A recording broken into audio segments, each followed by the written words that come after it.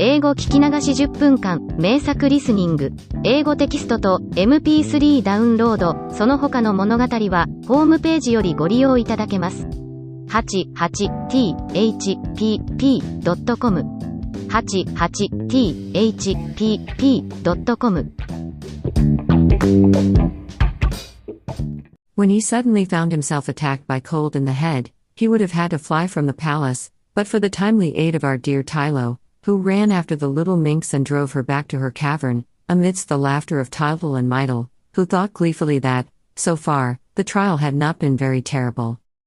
The boy, therefore, ran to the next door with still greater courage. "Take care," cried Night, in a dreadful voice. "It's the wars. They are more powerful than ever. I daren't think what would happen, if one of them broke loose. Stand ready, all of you, to push back the door." Night had not finished uttering her warnings, when the plucky little fellow repented his rashness.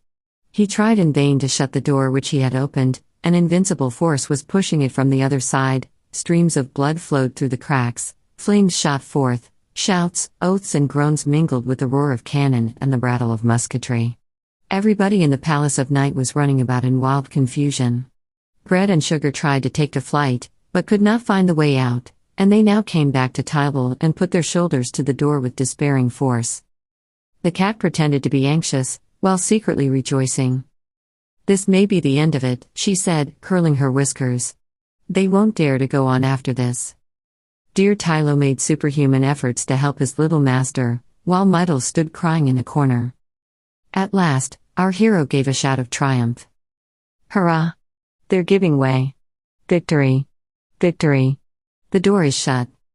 At the same time, he dropped on the steps, utterly exhausted, dabbing his forehead with his poor little hands which shook with terror. "Well?" asked Night, harshly. "Have you had enough? Did you see them?" "Yes, yes," replied the little fellow, sobbing. "They are hideous and awful. I don't think they have the blue bird." "You may be sure they haven't," answered Night, angrily. "If they had, they would eat him at once. You see there is nothing to be done." Tyltyl drew himself up proudly. "I must see everything," he declared. "Light said so." "It's an easy thing to say," retorted Night, "when one's afraid and stays at home."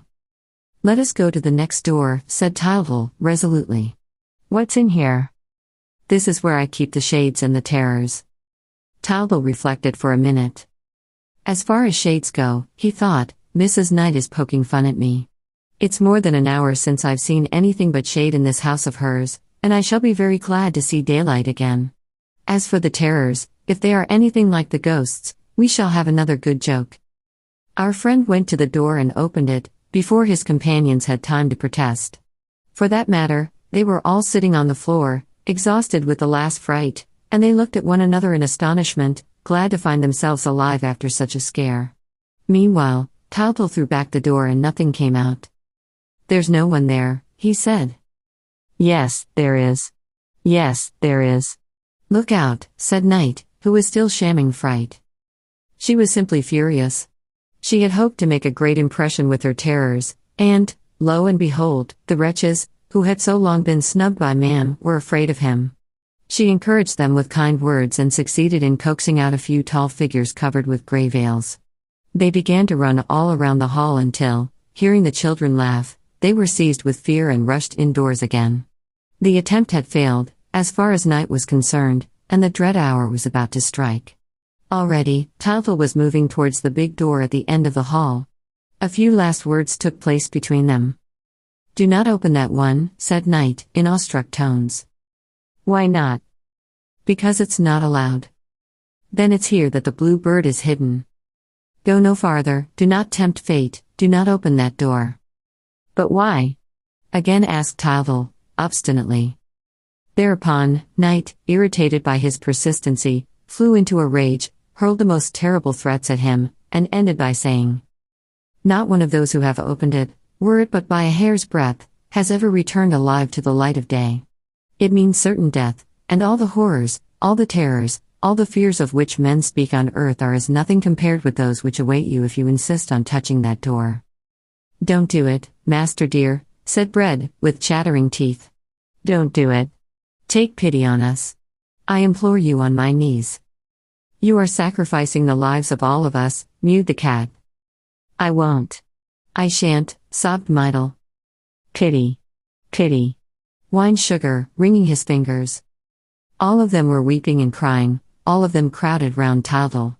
Dear Tylo alone, who respected his little master's wishes, dared not speak a word, though he fully believed that his last hour had come.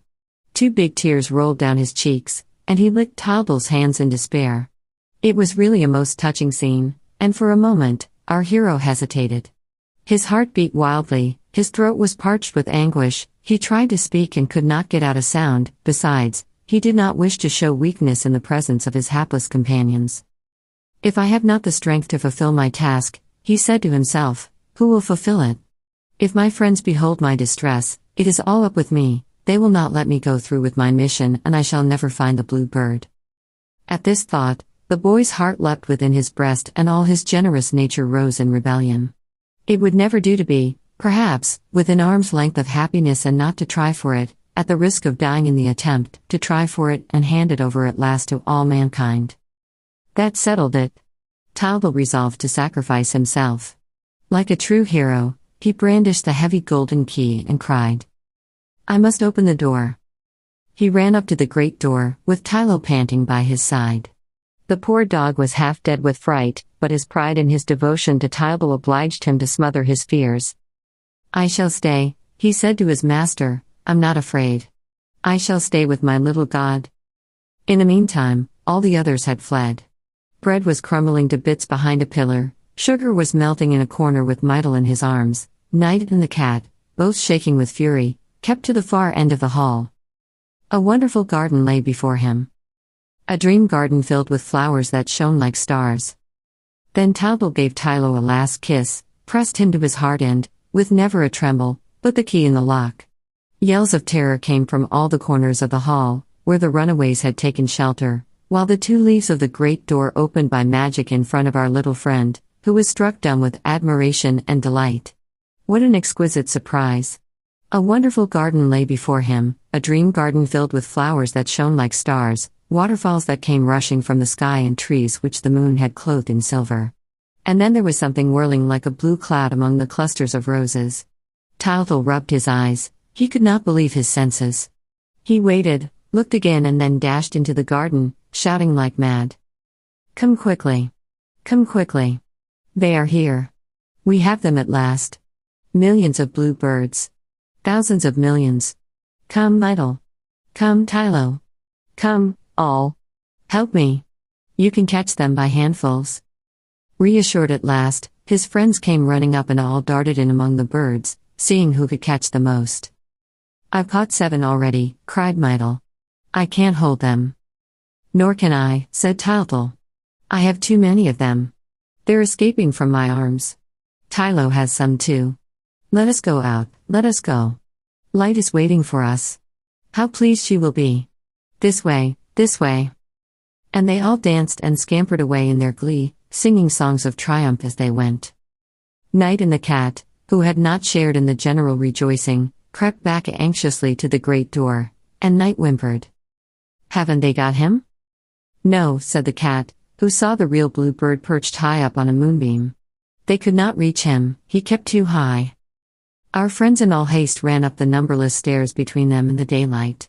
Each of them hugged the birds which he had captured, never dreaming that every step which brought them nearer to the light was fatal to the poor things, so that, by the time they came to the top of the staircase, they were carrying nothing but dead birds. Light was waiting for them anxiously. Well, have you caught him? She asked. Yes, yes, said Tylo. Lots of them. There are thousands. Look. As he spoke, he held out the dear birds to her and saw, to his dismay, that they were nothing more than lifeless corpses, their poor little wings were broken and their heads drooped sadly from their necks. The boy, in his despair, turned to his companions. Alas, they too were hugging nothing but dead birds. Then Tylo threw himself sobbing into Light's arms. Once more, all his hopes were dashed to the ground. Do not cry, my child, said Light. You did not catch the one that is able to live in broad daylight. We shall find him yet. Of course, we shall find him, said Bread and Sugar, with one voice. They were great boobies, both of them, but they wanted to console the boy. As for friend Tylo, he was so much put out that he forgot his dignity for a moment and, looking at the dead birds, exclaimed, "Are they good to eat, I wonder?" The party set out to walk back and sleep in the Temple of Light. It was a melancholy journey, all regretted the peace of home and felt inclined to blame Tylo for his want of caution. Sugar edged up to Bread and whispered in his ear, "Don't you think, Mr. Chairman, that all this excitement is very useless?" And Bread, who felt flattered at receiving so much attention, answered, pompously, "Never you fear, my dear fellow, I shall put all this right. Life would be unbearable if we had to listen to all the whimsies of that little madcap. Tomorrow, we shall stay in bed." They forgot that, but for the boy at whom they were sneering, they would never have been alive at all, and that, if he had suddenly told Bread that he must go back to his pan to be eaten and Sugar that he was to be cut into small lumps to sweeten Daddy-Dole's coffee and Mummy-Dole's syrups, they would have thrown themselves at their benefactor's feet and begged for mercy. In fact, they were incapable of appreciating their good luck until they were brought face to face with bad. Poor things. The fairy Baraloon, when making them a present of their human life, ought to have thrown in a little wisdom. They were not so much to blame. Of course, they were only following man's example. Given the power of speaking, they jabbered; knowing how to judge, they condemned; able to feel, they complained. They had hearts which increased their sense of fear, without adding to their happiness. As to their brains, which could easily have arranged all the rest, they made so little of them that they had already grown quite rusty, and, if you could have opened their heads and looked at the works of their life inside, you would have seen the poor brains, which were their most precious possession, jumping about at every movement they made and rattling in their empty skulls like dry peas in a pod. Fortunately, Light, thanks to her wonderful insight, knew all about their state of mind. She determined, therefore, to employ the elements and things no more than she was obliged to. They are useful, she thought, to feed the children and amuse them on the way, but they must have no further share in the trials, because they have neither courage nor conviction. Meanwhile, the party walked on, the road widened out and became resplendent, and, at the end, the Temple of Light stood on a crystal height, shedding its beams around. The tired children made the dog carry them pick-a-back by turns, and they were almost asleep when they reached the shining steps. Audiobook. Living in Kyoto by Hidemi Woods. Now on sale in online stores. 44 available distributors. Apple, Google Play, Amazon Audible, or else.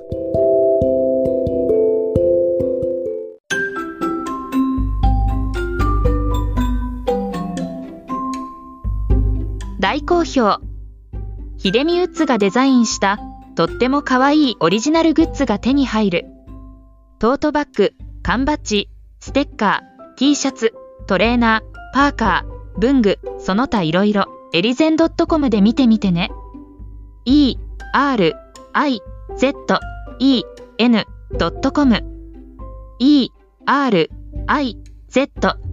erizen.com エリゼン .com。